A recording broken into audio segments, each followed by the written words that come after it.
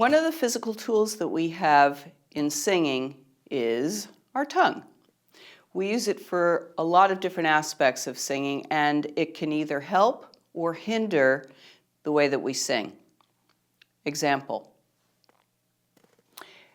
Do this consonant. T.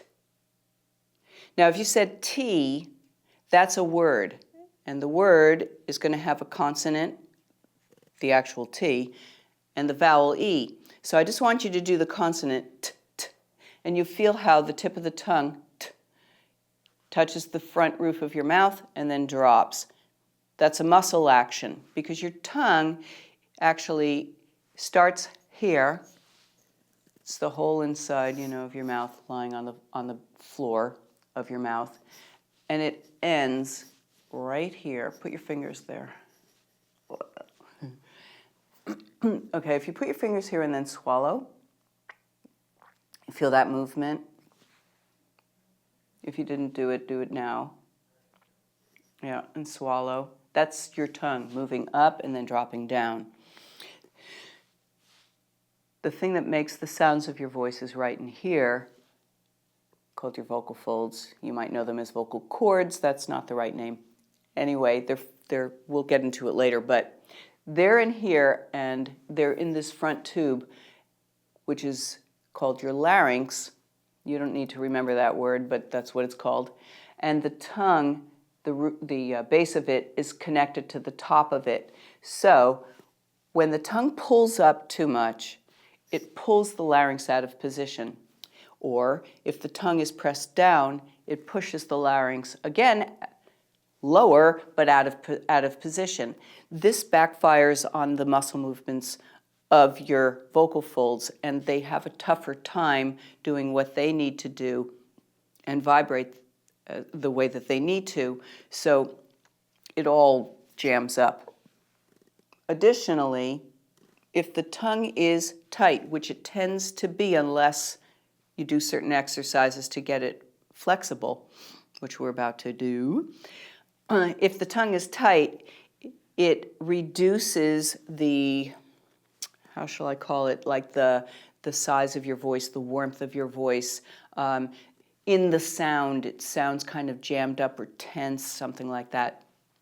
Like you could have, I am, that's really tight tongue, I am, or I am, now I'm dropping my tongue, or pulling it, I am, which makes a more nasal sound. But any of those examples, it feels like you have to push your voice in order for it to work for you, but the voice is actually designed to respond to your creative ideas, how you want to express yourself.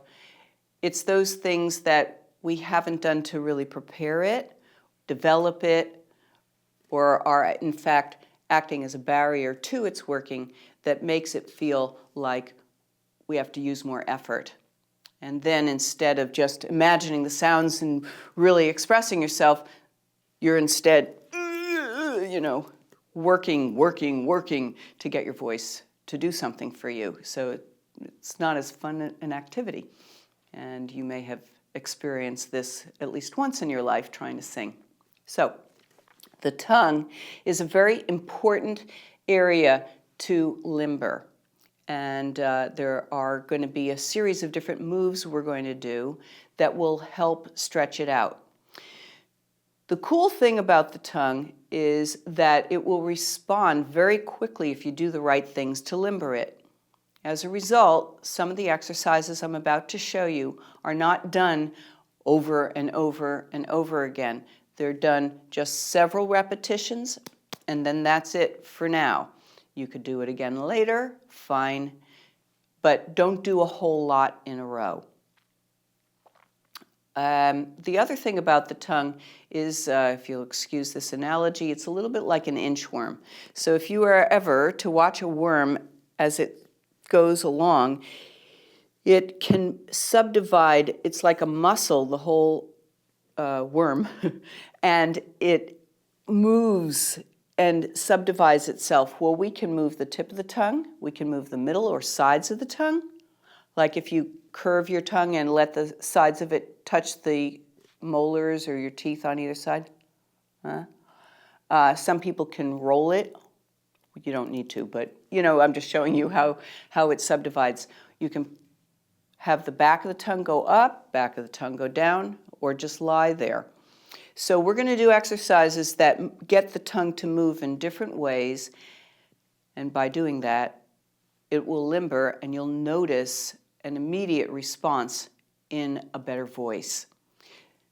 Which means, after you do each exercise, I'm going to tell you to stop the video and sing a song, and then do the next one and sing the same song, and do the next one and sing the same song, and see how your voice develops as a result.